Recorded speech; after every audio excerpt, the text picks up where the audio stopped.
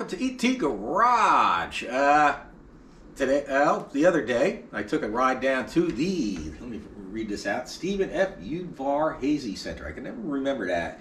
It's the National Air and Space Museum. That is the Air and Space Museum located just outside of Washington in Virginia. Anyway, let's go take a walk inside and see what there is to see.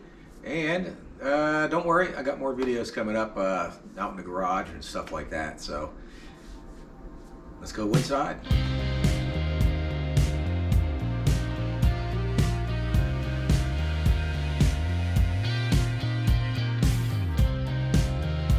Okay, here we are inside the museum, and one thing I found out when I came in the museum, I cannot have a handle or a selfie stick on my camera. I can have the camera, not the stick.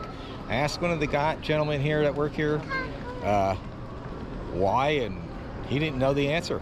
But anyway, one of the greatest things you see when you come in here is P-40 Warhawk, and that's the F4 Corsair, and there's my favorite plane of all time, P-40 Warhawk, right over there. When I was here years ago, it was hanging directly in front, I believe, looking right at you. I guess they put up the Corsair here. They've added more planes since, like I said, it was a long time since I've been here. They added more planes, and we're gonna get down there and see them all. P-40 is still my favorite one. Even on my flight simulator, it's my favorite one. So gonna get moving around here, I guess, and see what else there is to see. I think they got a flight simulator you can fly too. Oh, and right down here, one of the greatest airplanes of all time, SR-71. Look at that baby. Yeah, the fastest planes ever made. Until you've seen one of these do a flyby, you have not seen anything. It sounds, or a takeoff. I've seen them when I was at Ramstein Air Force Base. They stopped in there several times, and I was right there on the flight line when they were taking off, and they fire up one afterburner, kicking one afterburner, when they're on the end of the runway, and they kick in the other one, and they take off. And this plane takes off like nothing you ever seen. And then when it does a flyby, it sounds like one of the starships shooting overhead in Star Wars. That's the best way to describe it. Now, like I said, there's the F4 Corsair with the gull wings and P-40 Warhawk. Well, let's go take a look. Some of these other great aircraft down here. There's some I can point out from right here. And right there you got the F-105 Thud. It's a big airplane during Vietnam the Air Force used. Just the other side of it, the red, white, and blue one, is F-4 Phantom. I don't know if you can see that from here. Probably not. We'll get closer up looks. And then over here you have more World War II airplanes. We'll get into that. They got one of the flying wing prototypes down there. And they got the Bell X1 that Chuck Yeager used to break the sound barrier over there. So I don't know if you can see it way in the back. There's the space shuttle. I'm gonna have to go walk around. There's so much to see. Hold on.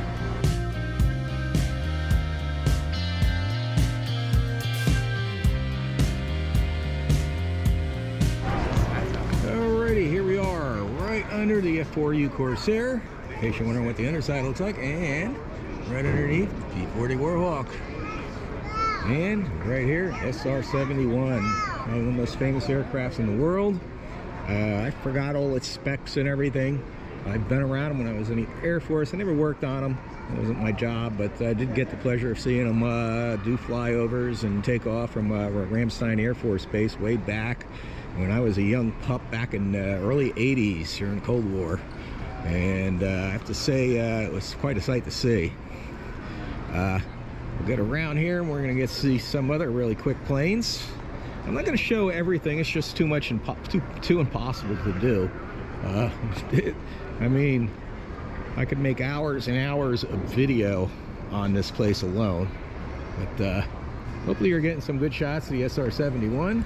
You want to finish this? And get around the other side here, and we're going to check out the Bell X1.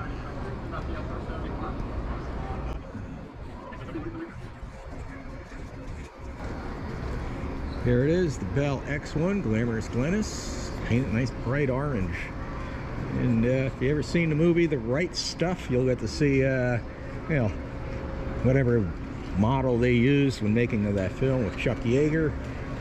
It'll give you a good indication of the way things were done. Things back then were done a lot more primitive than they are today. That's all I'll say. But there it is. I'm not going to keep reading off all the specs and everything on all these aircrafts. You can just Google them if you want. There's just so much information, and I sure as hell don't know it all. So get over here and here's another rocket plane. This is a Messerschmitt. This is what the Germans used during World War II to shoot down U.S. bombers during World War II. ME-163 B-1A Comet, it says. And if you don't know anything about these, basically these were rocket launched. They didn't have a regular aircraft motor. They're basically a glider. They would take off on the rocket motor, shoot up to altitude, straight zoom into the bombers, strafe them, and then glide back and hopefully land in one piece. They were very dangerous to fly. A lot of pilots were lost in them, and one of the reasons is the fuel they used was highly explosive. Any little accident with the fuel and kaboom, that was the end of them. Well, let's move over here.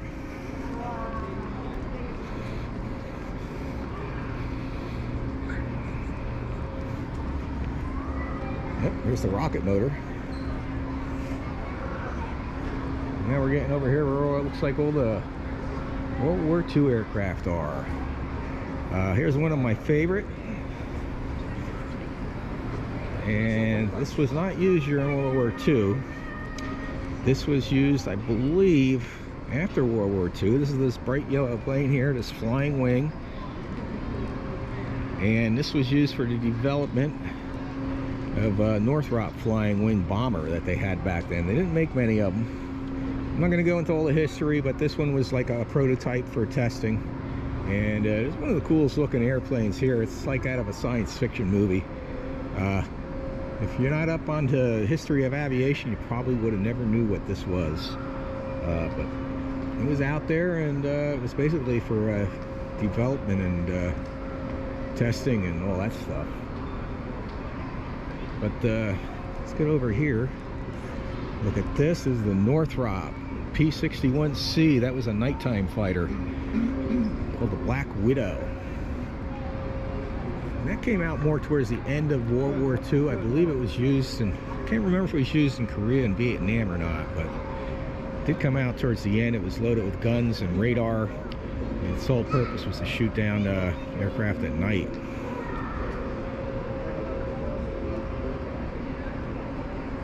Let's go take a look around.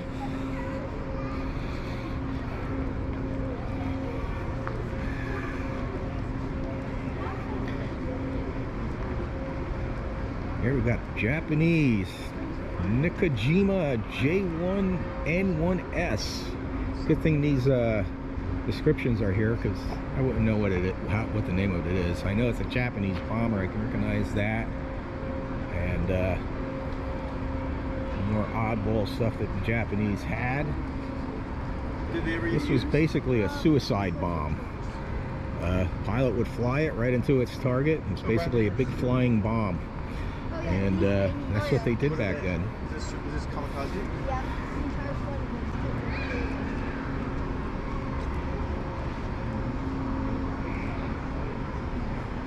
Here you got some more, some German aircraft over here. Dornier Do-335. Can't remember if these were actually used during World War II. The Germans used them or not. I can't remember. You guys can look it up if you want. But it had an engine in the front, engine in the rear, basically a puller and a pusher.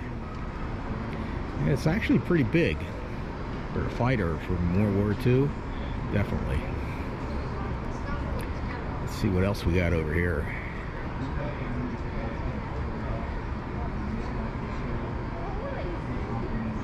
More Japanese aircraft from the era.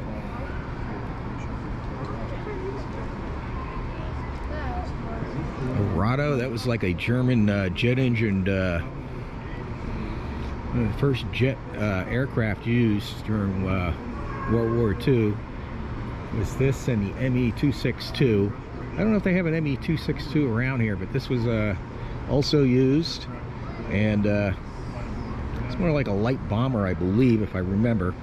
I can't really remember. Let's see if I can read the information over here on it. It says jet bomber and reconnaissance aircraft, so I'll zoom in there if anyone wants to read it. And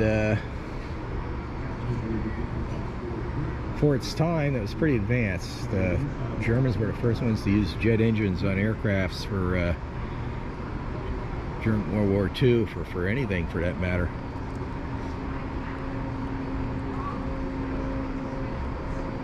Oh, here we go. One of the more famous German aircrafts. The Focke-Wulf. Or is it the Horton? No? Yeah, that's a Focke-Wulf 190 right there. Where's the sign at? There it is. Yep, Focke-Wulf 190. And that was probably one of the best German fighters of World War II. A lot of people think of the Messerschmitt 109 when they think of German fighters during World War II. But a lot of people agree that this was the better of the two, the FW-190 Focke-Wulf. So here you have a Heinkel. That's what would be a German bomber. Germans made some kind of funny looking bombers planes back then. Of course, over here we have one of the most famous planes of World War II, along with the P-51. And this was the P-47 Jug. The reason they called this a Jug is if it standed on its nose, if it ever did a crash and landed on its nose standing up, it looked just like a jug because of its body shape. This was probably one of the biggest American fighters of World War II. But you can put it around. It had a Pratt & Whitney, I believe it was a Pratt & Whitney. It had the radial motor. This thing made well over 2,000 horsepower. I think by the end of the war it was making close to 3,000 with the blast of methane water injection. But it had a supercharger and a turbocharger. And if you look in the rear, in the back, I don't know if you can see it from here, but just in front of the tail there's that pump. That would be where the supercharger is. The exhaust would come from all the way up front, go the way back, and dump into the turbocharger. And on the back of the motor is a radial supercharger that's built right into the motor. And they would have a flap or a switch that would allow the exhaust to come out the side there when they weren't using the turbo supercharger, and they would only use the turbo supercharger at high altitudes and under combat conditions.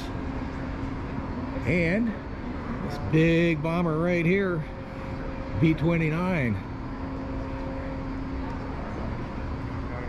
If you're not familiar with the B-29, that was the biggest bomber of the war, the Enola Gay.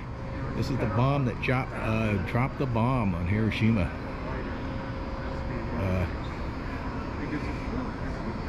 It was a big bomber for its time. It still is.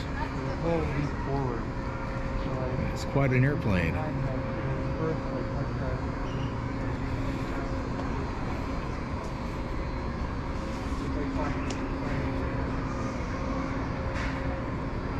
Over here, one of my favorite planes of World War II is the P-38 Lightning. That was a great airplane in World War II.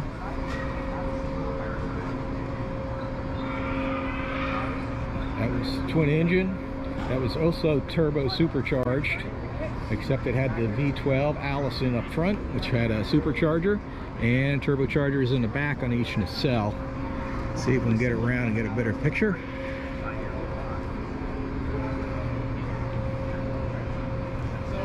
A better view. That was a great aircraft. That was a pretty fast airplane. Plane. It was mostly used in the European theater. It also did see service in the Pacific theater. And it was, by the Germans used to call it the fork-tailed devil. But That was a great airplane. It had its issues because of the double tail and everything, but for its time it was a great airplane. So, and over here we have a Hawker Hurricane. This would be one of the British airplanes used during the Blitz, or the Battle for Britain. They had the air battle there that helped turn the tide of the war, really. That and the Spitfire. I don't see a Spitfire. I don't see a P-51 Mustang. I'm sure they have one around here somewhere. We just got to find one. But let's walk around and see what we can see. Oh, over here we got a bunch of World War I airplanes. I'm not even going to go into them. We'll just take a quick look. As you can see, there weren't much to them. They're canvas and wooden props. Oh, here we go. This looks like a Sopwith Camel. Yep, it is. Sopwith Camel F1. I'm going to zoom into the specs. I don't know all the specs, but yeah, basically they were wood and fabric airplanes. And I believe there were steel tubing in some of these airplanes in the back on the fuselage. And the wings were wood. You had the radial motor, and you had the two machine guns on the top that fired through the prop.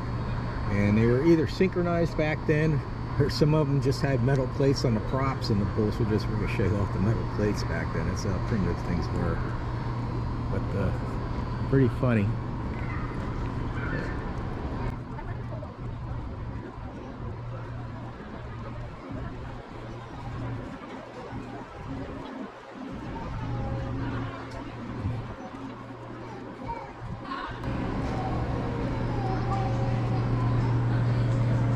Currently over here they have simulator rides and some type of virtual reality thing going on over there. I'm gonna have to try one of them out. I don't know if I'm gonna be able to bring the camera in or not, but we'll find out.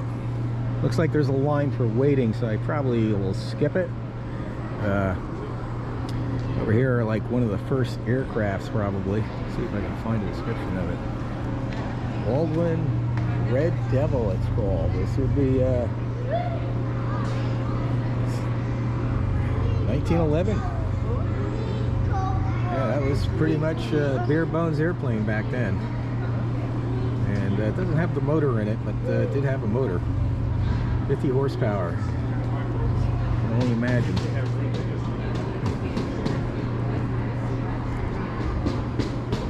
Okay, here we got some more World War I airplanes up there. I don't know if you can see it. That is a Newport. That's what most of the American forces flew during World War I. That's the flying hat on there.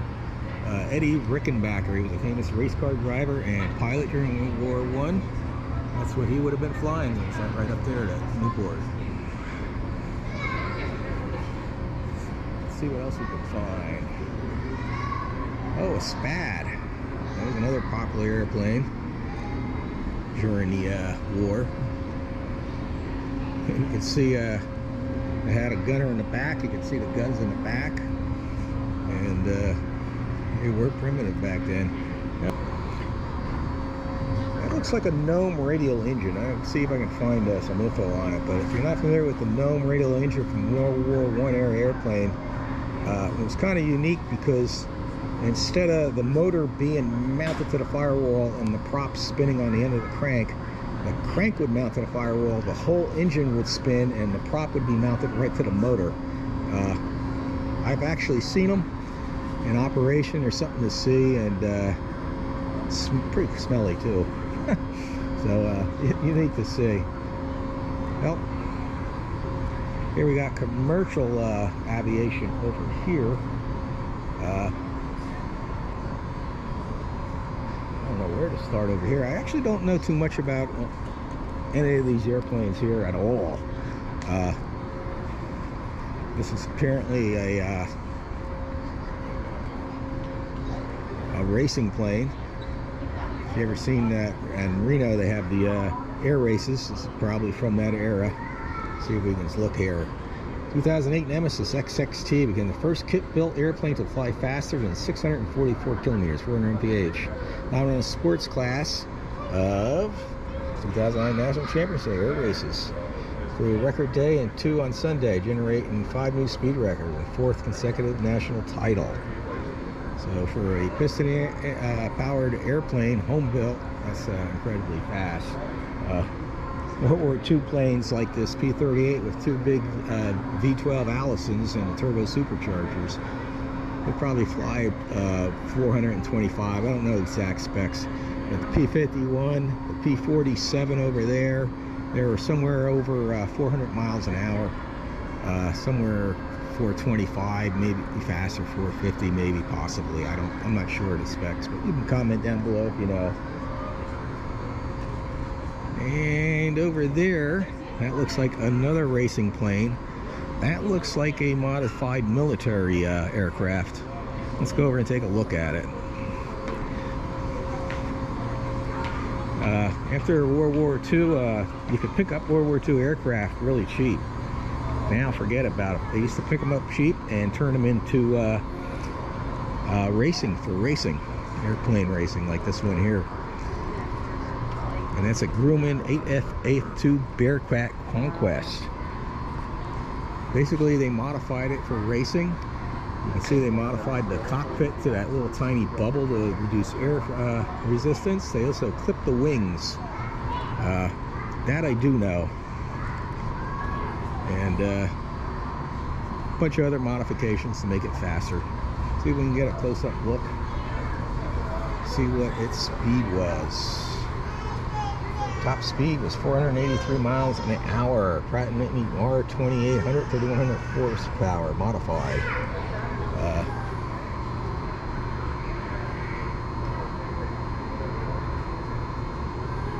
Yeah, 483. That's a whole lot, but for a propeller-driven aircraft. I really didn't get higher speeds until the jet age, and at Messerschmitt ME 262. Now up there is a P-51, but that is a modified one for air racing, and you can really see it looks like it's a P-51D or A or B. It's a different designation. I think the D had the bubble canopy. That doesn't have the bubble canopy. That's what they call the Razorback. Can't really get a good view of it over here. Nope, not really. But anyway, I'll try and get another view sometime here. Go look at some of these others.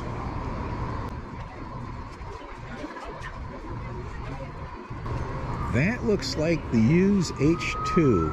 I don't see a sign for it, but that's what it looks like. Howard Hughes built that plane to break speed records that I know of. And I don't see a sign around for it. Might be something new to the museum. That's probably the wing right there. But that's definitely an H2, Hughes H2. I can't remember what his records were. For its time, it was fast. Oh, there we go. No, that's Roscoe Turner. Roscoe Turner was famous for air racing and winning championships and all that. Yeah, but that's definitely the Hughes H2 right there. It's probably the only one in existence.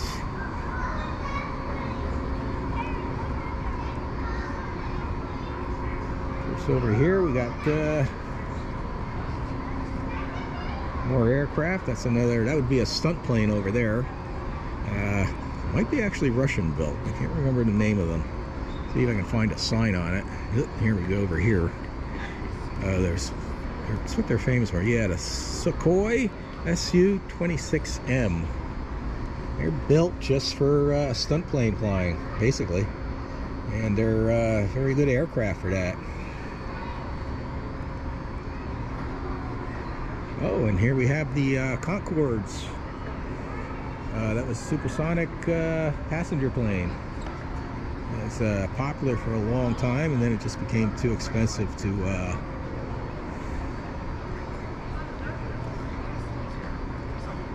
keep flying. And then there was always the problem with the sonic boom. They had to wait till they were out of a certain area before they could go supersonic. Over here we have a Boeing 307 Stratoliner. Clipper Flying Cloud. For back then, that was a big passenger plane.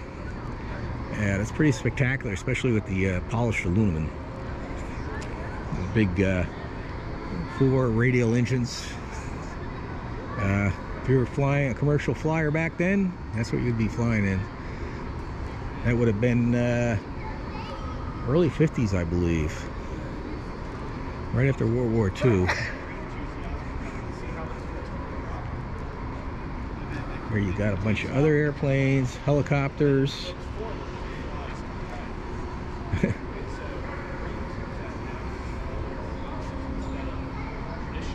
And that there, I don't believe is a helicopter, a true helicopter. That's more like a gyrocopter. Let's see a sign on it here. See if I can find one. Oh, here we go. Sikorsky K2 Technology Demonstrator. 2005 Sikorsky made development X2 to increase helicopter. There. Oh, reached a speed of 250 knots. And that was a big improvement. Helicopters are really restricted as far as top speed compared to a conventional airplane because of just the way they're made. I thought that was a gyrocopter, but it's not. It's a true helicopter. If you don't know the difference between a gyrocopter and a helicopter, gyrocopter, the rotor blades actually aren't powered. They just spin freely as it's pushed forward, and they provide lift by propeller pushing the aircraft forward. I don't know if they have one in here or not. I'll have to see.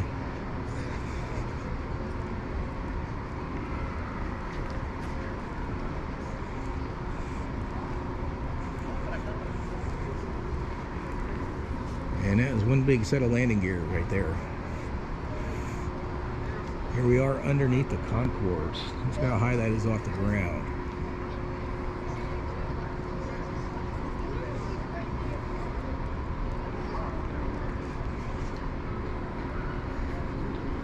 Here we have what looks like a military transport. I'm not familiar. This looks like a Lockheed 110, I believe it is. Let's see if we can find a sign on it. There it is, Lockheed 1049F Super Constellation. I believe it was says Lockheed 1049F C12 C121C Super Constellation.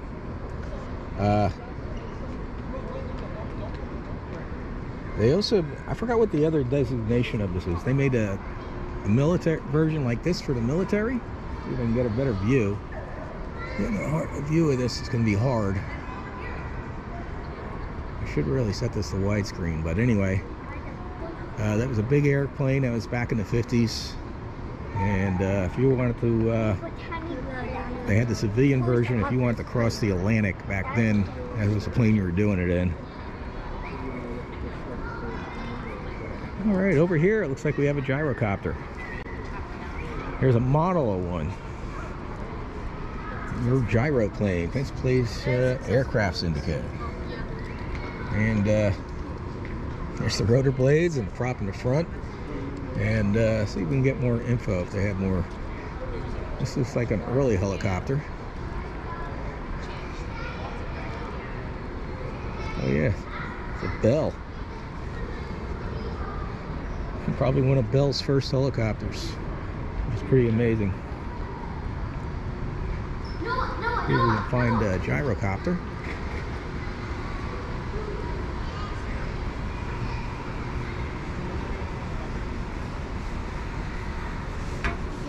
There we go. Here's some gyrocopters. Here's a couple of the homemade ones that you can build as kits. You can still get gyrocopters as a kit and build them yourself. Over here is a really good example of one. Kellett XO60. And pretty much there's all the info. That could give you more info than I can, but basically, just like I said, the blades themselves were not powered, and I believe they would power them temporarily just for takeoff to give them a boost, but they were mostly powered by the engine in the front as it pulled it forward. Here's a really good example here, this one here. This gyrocopter, Spirit of Kitty Hawk. If you can, I don't know if you can see it in this video, but If you look where the rotor blades, there's no shaft coming down in there. That's because they're not powered. They actually just freewheel. Propeller spins, pulls it forward, and as those spin, they provide lift. They act just like a rotating wing, basically. That's the best way to describe them. They have really short takeoff and landings. They cannot lift vertically and land vertically like a helicopter can, though. They do need that little bit of lift. If you ever seen a good classic example of a gyrocopter, was the one used in one of the James Bond movies. I can't remember the name of it. If anyone remembers, leave a comment below. This looks unique. I've never seen one of these. Hiller XH-44 helicopter, 1944. Had to be one of the first copters out there. Yeah, well, we're gonna keep moving around. And that's one big jet engine right there.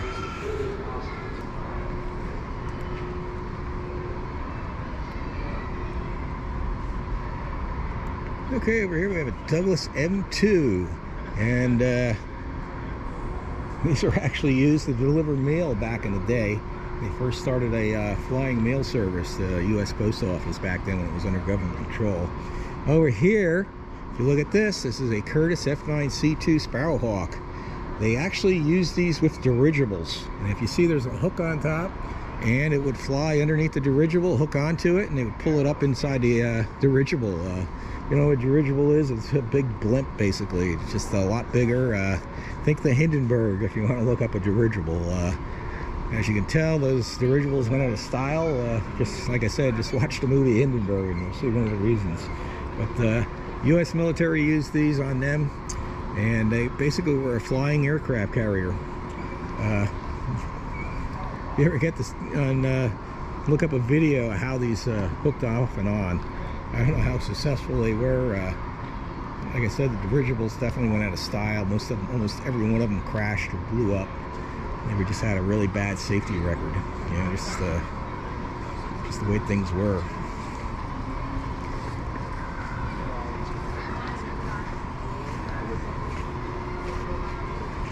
Here's gondolas, or the passenger sections from dirigibles and blimps. These would probably be used on like the Goodyear blimp. In fact, you can see Goodyear on this one right there.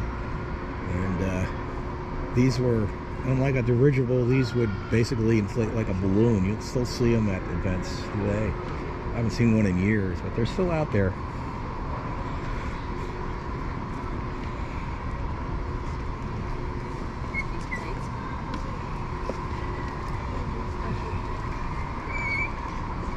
Oh, here we go. Here's a model of a dirigible. The Akron. Yeah, those things were gigantic. And this model doesn't do it justice how big these things were. But basically, they had a rigid frame with a cloth type of covering. And then they had the gas bags inside. In the U.S., they used helium. The Germans didn't have access to helium. They had hydrogen, and that's one of the reasons the Hindenburg blew up. The Akron and a bunch of several other airships that the U.S. had, I'm pretty sure they all crashed, and that was due to weather conditions.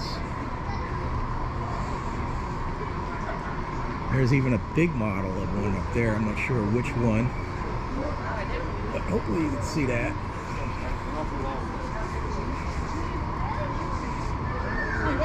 Here we have a seaplane, a Grumman, Goose.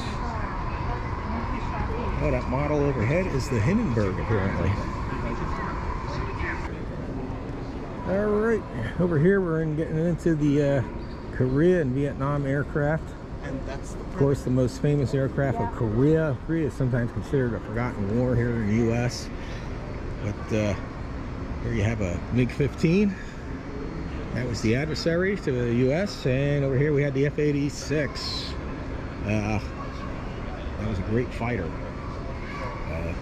Some say the MiG-15 was better, but the pilots in the F-86 were better trained. It's for, I guess, historians to decide. Either way, the F-86, I believe, ended up supreme compared to the MiG-15. some really good videos if you look on like the History Channel stuff. Over here you have a Lockheed T-33, a Lightning shooting star. It was one of the early jets of the jet era. And we'll get over here. I'm going to see some Navy planes. I haven't seen any Navy planes. The only Navy plane I think we've seen so far was that F4U Corsair at the beginning. Now we're getting in the Vietnam era. Yeah, they're about your size, aren't they? Fought RF-8G Crusader. It's the first carrier-based jet fighter to exceed 1,000 miles per hour. Had variable incident wings, and what it means by that is if you see that the wing right here where it's raised up, that would raise up for landing and takeoffs, and that would change the attack angle to make for shorter landings and takeoffs on the aircraft carrier. And then once they went and got moving and off the ground, they would lower that, and that would be it. And if you look at this thing sticking out the side, that's actually a auxiliary generator. For some reason, the electrical system failed. You had no more electrical power. The generator that's on board the jet engine, the pilot would pop a lever or whatever, or switch, and that would pop out into the airstream and spin, and that would generate the electricity it needed. There's some I believe they had these on other earlier aircraft too, and in some cases they didn't work. So I remember reading a story. I can't remember all the details. A Marine pilot, I believe, and he ended up passing the bail, I believe. But let's go back over here to one of the most famous planes of the Vietnam, used by the Navy and the Air Force. And this one's here used by the Marines. Papers everywhere on the left one. That's the F4 Phantom. These things are still in service by other branches of the military, believe it or not. Still in service to this day by branches of the military. I'm not sure if they're still used in the U.S. military at all for any reason, but they were used for a very long time. And when I was in the Air Force, we used to refer to them as the pig, because from the nose they kind of look like a pig, I guess you would say. But that's what they did. And over here we have the MiG-21. That would have been its adversary during the Vietnam War. Really fast and agile airplane. When they got into a combat with the F4 Phantom, got into combat with one of these were more maneuverable. The F4 Phantom would use its advantage of having the two engines, and their advantage was to use the power that they had and outclimb them, or just power out of the fight and come back in, and that's how they would take the advantage of them during a combat, aerial combat. F4 Phantoms didn't initially come with guns. They were solely dependent on the missiles, air-launched missiles. They had the AIM-4 and the AIM-7, I believe. AIM-4 was that little one over here, and that was a heat-seeking missile. AIM-7 was a radar missile. I don't believe I see an AIM-7 here, but it's basically a little bit bigger than that. Had a little bit more range than the heat-seeking missile. And that was the main armament. Later on, they added gun pods to the bottom of these aircraft, and they would shake all over the place when they fired them. And I think on the final version of the F4, they finally incorporated the gun into the aircraft. Like I said, anyone want to correct me, please do so. Just do it down in the comments. Oh, that looks like an AIM-7. That might be the Russians' version of one. I can't tell from here, because the Russians basically copied our missile technology. Let's see if they have a sign on it. There it is. It's an ATOL missile. Okay. So I'm not familiar with that. I'm going to come over here to F-105.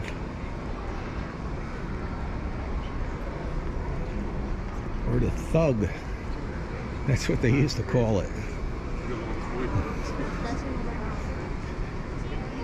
You had the P-47 Thunderbolt, and then you had the F-105.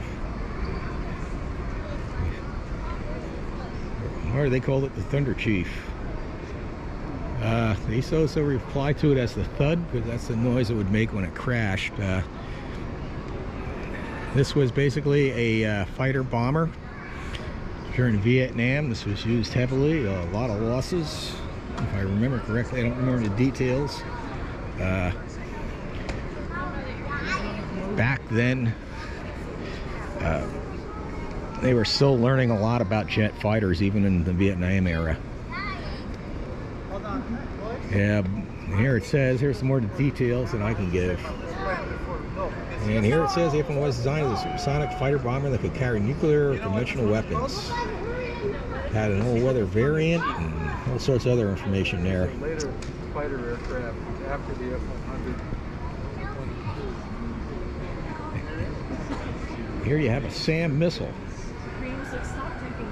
If you were a pilot during Vietnam, U.S. Air Force, that was one of your biggest enemies, was that SA-2 guided missile, or SAM.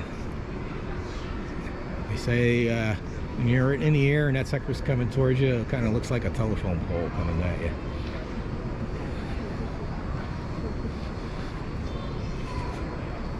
Here we got the helicopters from the era. I'm not going to go into them. I'll get over here. See what we got over here.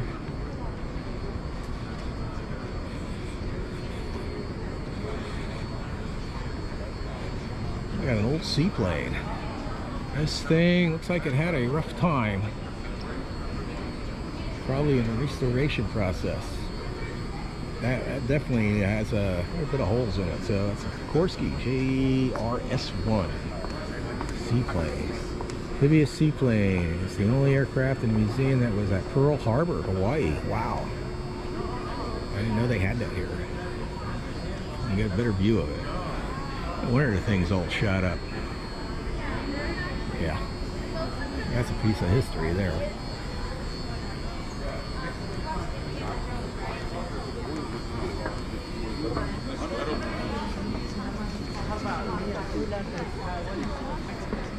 Oh, here we got a F-101.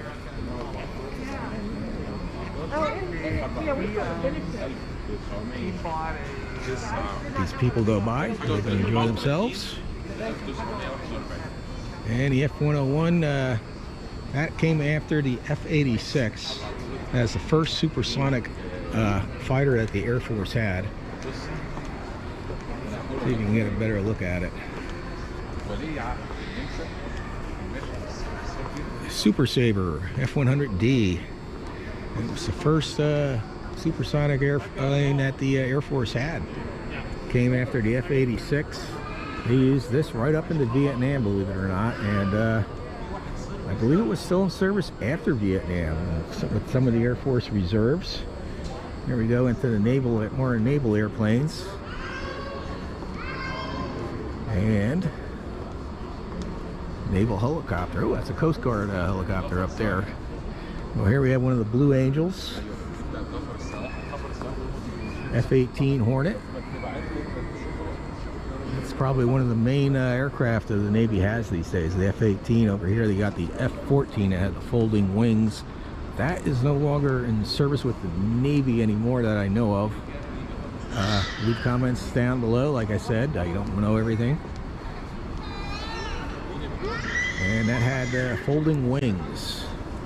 And that was to give it more lift. The wings would come straight out and give it more lift for takeoff and landings on the aircraft carriers, and it would fold back. And we'd go supersonic. Also, the wings would come out for maneuverability during a dogfight too.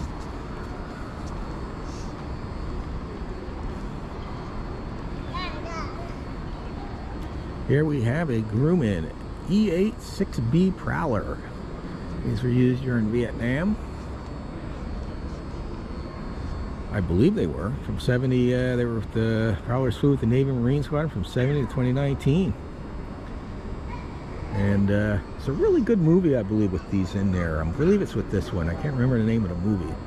But something to see. Here we have one of the newer aircraft out. Lockheed Martin X-35B Joint Strike Fighter. Yeah, that's the newest fighter in our inventory that I know of. I'm not going to go into all the details. Got the missiles here. Oh, here's the AIM-120 AMRAAM missile. That's the radar guided missile I was talking about earlier. And that was in service for quite a few years. It still is. Funny thing about these missiles, both the heat-sinking one and this one, they don't actually purchase these missiles. They lease them. And they don't buy them until they fire them. And once they fire them, that's when they buy them. That's kind of funny in a way, and that's our government how it does things. So I don't know if that's good or bad, and I guess you can decide. I always thought that was funny. And here we go, the Grumman A6E Intruder.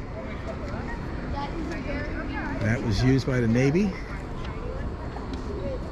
I can't remember if it was that other aircraft or this aircraft was used in that movie. If I can remember the name of the movie, I'll put it up here somewhere. But it was a good movie. Flew from 1960. It was delivered to the Navy in 63 and Marine Corps in 64. Flew Vietnam and Desert Storm. And so it's seen quite some action. Well, I'm going to move on now, I believe, to the space shuttle. Okay, before I head over to the space shuttle, here you can see where they do their maintenance and restorations on the aircraft, and I can't tell you everything that's going on here. I thought I had projects I had to get done. They definitely got a lot. That one right there, that looks like an F-86. Just behind it, that looks like a B-26, I believe. That little section of a fuselage, I'm pretty sure is a P-61 Black Widow, like the one I showed, a night fighter that I showed earlier at the beginning of the video. And beyond that, I can't tell you what they got. One looks like a bottom to a V2 rocket. That's about all I can tell you. But they definitely have a lot of work here. Too bad I didn't come here during a weekday when they're doing work. That would have been interesting to see. Oh well, on to the space shuttle. Okay, here we have the space shuttle. And if you're not familiar with the space shuttle era, it was a reusable spacecraft, basically. It would get launched by a big rocket into space. It's basically piggybacked to a big tank of fuel with two solid boosters strapped on the side, and it would launch into space and then re-enter and glide to a landing. When I was stationed at Ramstein Air Force Base, that was an alternate landing site for the space shuttle. They never had to use it. That was back in the 80s. Unfortunately, they did have some losses with this. One exploded on takeoff, and another one exploded on re-entry. And if you look, it has all these tiles. I don't know if you can see that. It has ceramic heat tiles. And on re-entry, I believe it lost one of its heat tiles, and that caused it to catch fire and explode on re-entry. Takeoff, the one that exploded, that was caused by an O-ring and a solid booster that leaked, and flame shot out the side of the rocket, igniting the main tank. And of course, that exploded. So there's two unfortunate incidents. But they have all sorts of other things from the space race. Like here, you got the Mercury capsule, Freedom 7. Mercury capsule Big Joe. They got a bunch of Mercury capsules, apparently. I'm not going to go into all the details. I'm going to end the video here. I hope it was informative in some way. I'm not as knowledgeable as a lot of other people. But you can Google everything in this place, or just go to their website and probably look up all the information on this stuff. I am going to try and check out more stuff, and I want everybody to have a great day.